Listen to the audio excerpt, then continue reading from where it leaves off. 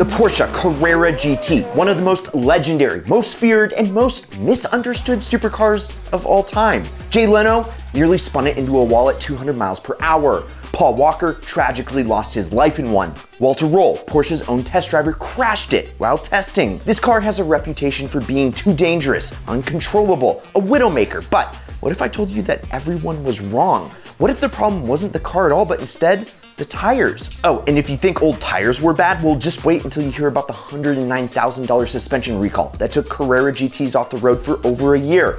Today, we're gonna set the record straight on why the Carrera GT isn't the death trap that people think it is, and why modern tire technology has finally unlocked its full potential. And real quick, this video is brought to you by Conflict of Nations, a free online PvP strategy game where you take command of a real country and go to war in a massive global battle against up to 128 players at once. This isn't just some quick little time waster. We're talking about real-time, long-term warfare that plays out over weeks, where every decision that you make could make or break your empire. You can build your military however you want, tanks, jets, even nuclear submarines, and decide whether you form alliances, go full dictator mode, or just sit back and watch the world burn. Me? I'm not negotiating. I'm stockpiling firepower, building an unstoppable economy, and taking over everything in sight. And yes, I'm putting nuclear submarines in lakes because that's just the type of power move that this game lets you pull off. And the best part? Well, you can play on both PC and mobile, so no excuses. You can be strategizing anywhere, anytime. Plus, if you use my link down below, you get 13,000 free gold and a full month of premium access, but you gotta act fast because this offer is only good for 30 days. So hit the link, start building your empire, and let's get back to the video. So why does everybody think that this car is a widowmaker? Simple, it's fast, it's raw, and it demands respect from everybody. You probably heard all the usual complaints. No traction control, which isn't totally true, but we'll get to that in just a sec. Too much power, 605 horses on tap, that is a lot. And it's super stiff, unforgiving chassis.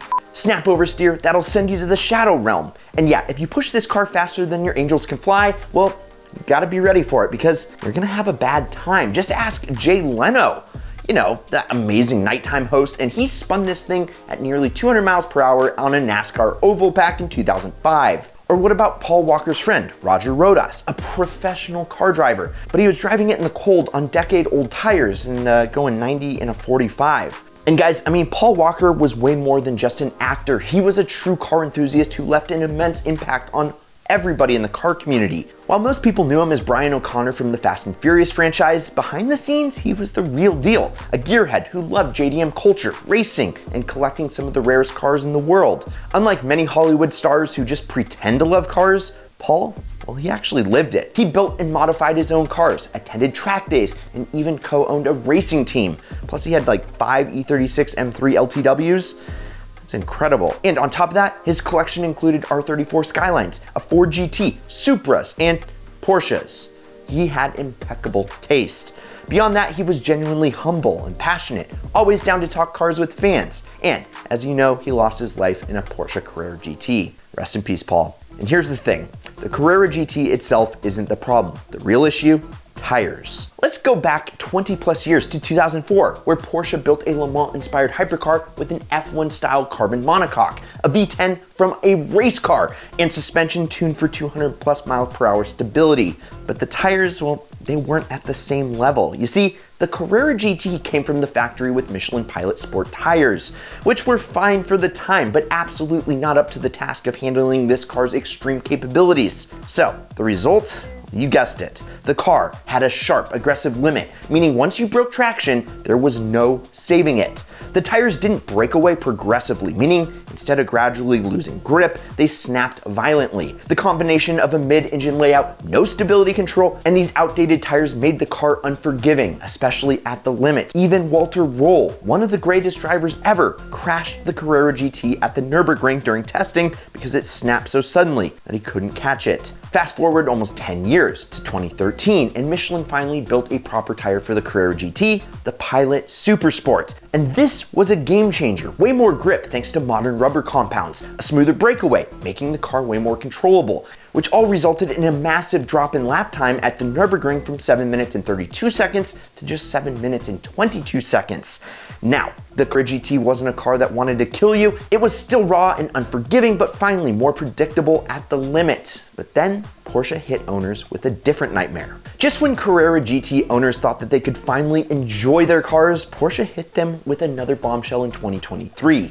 Stop driving immediately. Turns out the Carrera GT suspension had a major defect. The spherical joints in the wishbones, they could crack apart over time due to stress and corrosion. And the worst part, Porsche didn't have replacement parts ready. Owners were forced to park their cars for over a year. No driving, no track days, just waiting and waiting and waiting and waiting. Finally, the next year, Porsche rolled out the fix and made up for the nightmare by throwing in free Michelin Pilot Sport Cup 2 tires, up to $3,240 in maintenance credits, and a $109,000 suspension overhaul. So yeah, not cheap, but worth it. And now, Michelin has gone even further. They just released the latest generation tire for the Carrera GT, based on the Pilot Sport Cup 2 technology, but it's even better gripping than the 2013 Super Sports. It has even more progressive, predictable breakaway, so no more sudden snaps. And they shaved another 10 seconds off the Nürburgring lap time, bringing it all the way down to 7 minutes and 12 seconds. I mean, to put that into perspective, well, 7:12, that's faster than a 991 GT3 RS. And the best part, the onboard lap footage shows a completely composed, easy to drive Carrera GT. No drama, no snap oversteer, just an ultra fast, ultra capable hypercar doing exactly what it was meant to do. For over 20 years, people have been calling the Carrera GT a dangerous, unforgiving monster. But the real story, it's way much simpler. The original tires, well, they sucked. Tire technology in 2004 was nowhere what it is today. The suspension recall was a serious issue, but Porsche finally fixed it. With modern tires and proper maintenance, the Carrera GT is safer, faster, and even better than ever. So next time someone tells you that the Carrera GT is too dangerous for the road, just remind them, it wasn't the car, it was the tires. What I love is that Porsche has never waited for technology to catch up. They push the limits first and force everyone else to play catch up, whether it's tires or engines or chassis. The Carrera GT is a testament of that. I mean, it's a Le Mans prototype for the streets, so ahead of its time that tire tech couldn't even keep up. Then came the 918 Spider, the first hybrid hypercar to lap the Nürburgring in under 7 minutes, redefining performance. And now you have the Mission X, which, I mean, love it or hate it, it promises to rewrite the rulebook yet again.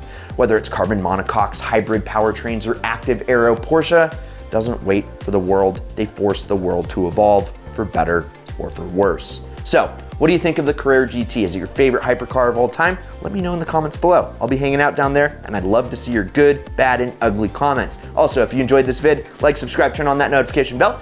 Oh, and before I forget, go check out Conflict of Nations. You get to pick your own country, and let's be honest, you're probably gonna pick the US because, well, anything else you're just gonna lose. Use my code down below to grab the freebies, and for me, I'm about to go invade Florida because, well, I kinda wanna know what is in the water down there. I'm Brad, this is Ideal. We'll catch you next week, and promise me one thing, keep living the Ideal lifestyle.